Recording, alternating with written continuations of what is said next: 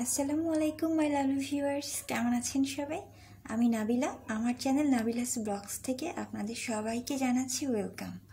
আজ অনেক দিন পর আপনাদের সাথে একটি রেসিপি নিয়ে হাজির হলাম। আজকে আমি আপনাদেরকে তৈরি করে দেখাবো রেস্টুরেন্ট স্টাইলে লাচ্ছি।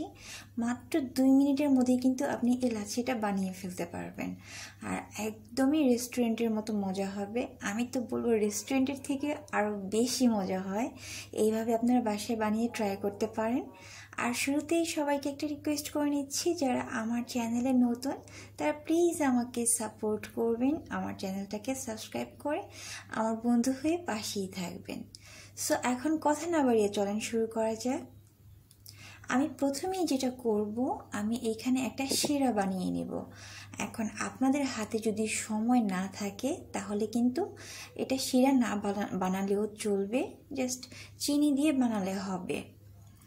তো শিরাটা কিভাবে তৈরি করতে হয় সেটা কিন্তু আমরা সবাই জানি।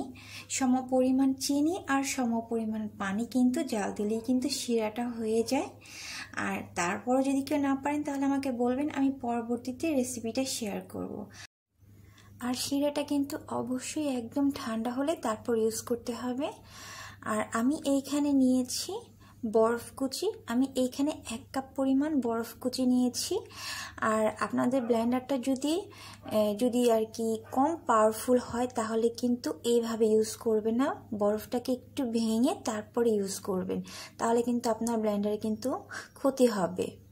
আর আমাদের লাগবে মিষ্টি দই, অবশ্যই কিন্তু মিষ্টি দই লাগবে। মিষ্টি দই ছাড়া কিন্তু লাচ্ছিটা খেতে মজা লাগবে না। আর এটা কিন্তু আমি নিজেই বানিয়েছি, আমার চ্যানেলে কিন্তু অলরেডি 2টা কিন্তু দইয়ের রেসিপি আছে, আপনারা চাইলে দেখে নিতে পারেন, আমি ডেসক্রিপশনে লিঙ্কটা দিয়ে নেব। আর লাগবে আমাদের ঠান্ডা পানি। এখন আমি এই বরফ কুচিগুলো আগে দিয়ে দিলাম। আর এখানে 1 কাপ যদি বরফ কুচি নেন তাহলে কিন্তু 1 কাপ পরিমাণ আমার দই লাগবে। সমপরিমাণ বরফ আর সমপরিমাণ দই লাগবে। 1 গ্লাস লাচ্ছির জন্যে 4 টেবিল চামচ কিন্তু দই লাগবেই। আর এটা আপনারা আসলে যতটুকু পরিমাপে বানান সেই হিসাব করে বানিয়ে নেবেন। আমি এখানে 1 কাপ বরফ কুচি আর 1 কাপ দই দিয়ে দিয়েছি। আগে এই দই আর বরফ কুচিটা ভালো মতো ব্লেন্ড করে নেব।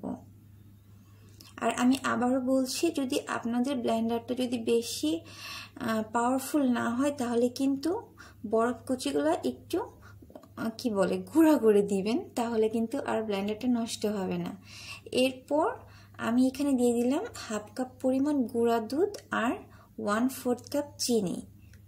এখন এটাকে আমি আবারও ভালো মতো ব্লেন্ড করে নেব। আমি কিন্তু শিরা তৈরি করেছিলাম, বাট আমার বেবি ফেলে দিয়েছিল শিরাটা, সের জন্য আমি পরবর্তীতে আবার চিনি ইউজ করছি।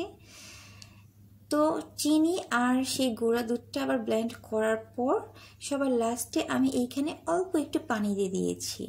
এই লাচ্ছিতে কিন্তু বেশি পানি যদি দেন তাহলে কিন্তু খেতে ভালো লাগবে না। আমরা যেহেতু এখানে বরফ কুচি ইউজ করেছি, বরফ কুচি থেকেই কিন্তু অনেক পানি ওঠে, সো এখানে কম পানি দিলেই কিন্তু লাচ্ছিটা কিন্তু বেশি মজা হয়। সো দেখতেই পেলেন মাত্র 2 মিনিটের মধ্যেই কিন্তু একদম রেস্টুরেন্ট স্টাইলে আমাদের লাচ্ছি বানানো শেষ। আর রেস্টুরেন্টের থেকেও কিন্তু এটা বেশি মজা হয়, একবার জাস্ট ট্রাই করেই দেখবেন বাসায়। আর এটা কিন্তু ঠান্ডা ঠান্ডা খেতেই বেশি ভালো লাগে। আমি আবার ওপরে একটু ভ্যানিলা আইসক্রিম দিয়ে ডেকোরেশন করে নিয়েছি। আর এইভাবে খেতে আরও বেশি ভালো লাগে যদি বাসায় আইসক্রিম থাকে।